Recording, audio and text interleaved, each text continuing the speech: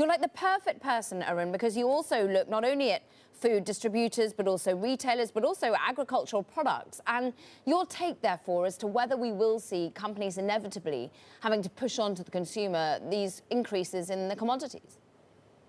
Yeah, thanks for having me. Yep, cost inflation is a trend that we're seeing throughout the industry, throughout the consumer staples sector.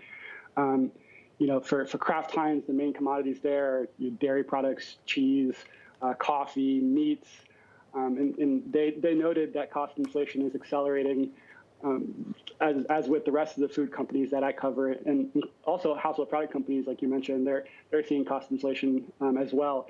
But I think one of the big differences between some companies versus others is some are being more public about price increases and price hikes. Kimberly-Clark, Procter & Gamble, whereas companies maybe like Kraft Heinz is a little bit less public about it, but everyone is taking prices higher. That includes list prices. That includes maybe decreasing promotional activity. That it helps your prices as well. And then other ways to manage cost inflation is through productivity savings. Kraft Heinz has about $400 million of productivity that they're trying to get this year, and then you also have and one of the good things about I guess this cycle of cost inflation is that everyone is experiencing it, and it's pretty high. It's in the mid-single digits to high single digits range, which I think it makes it a little bit easier to pass on these higher costs to the customers. Sometimes when you have cost inflation in the 1% to 2% range, retailers tend to push back a little bit more. But because cost inflation is around mid-single digit range, and because everyone is experiencing it, I think it's a little bit more manageable to pass these costs on. So unfortunately, consumers hurt rather than any of the businesses worrying about the competition by pushing up on their prices vis-a-vis the others. But I'm interested in how long they expect, or how long you expect this sort of inflationary pressure to last. Yeah, I think right now we're seeing a rapid increase in cost inflation. This wasn't a major topic, even 3-4 months ago, but now, this is the main focus point that investors and analysts are making on all these calls. So right now, I think we're at the midst of cost inflation, and I'm expecting the second half of the year for cost inflation to moderate. I don't think it's going to decline at all in the second half of the year, but I expect it to moderate during that time, which is also when most of these companies will implement these price increases and hopefully generate more productivity savings.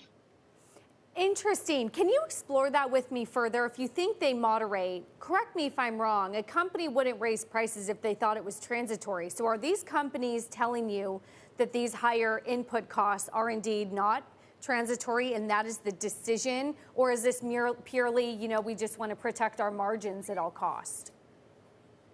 Yeah, I agree. I don't believe this is transitory, because you wouldn't have companies increasing list prices if they thought it was transitory. They would, if it was transitory, they would take a hit in the short term, increase maybe other ways, find other ways to increase competitive activity. But because everyone is increasing prices right now, I think everyone is expecting it to stick. But like I said, right now I think we're in the midst of really high cost inflation. You have transportation increasing, you have raw materials increasing. There's a labor shortage going on in the packaged food space and in the grocery space in general.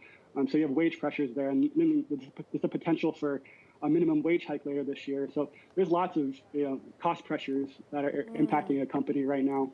Within your coverage universe, are you seeing companies who are price setters and those who are price takers, or are they all able to pass those costs to the consumer? Yeah, so the companies I cover are typically larger, established companies with well-known brands, and typically, if you're the number one and number two brand in a category, you tend to have more pricing power than the fourth or fifth brand in a certain category. So, most of the companies I cover, these larger ones, are they're setting the trend, and maybe some of the smaller companies are following suit.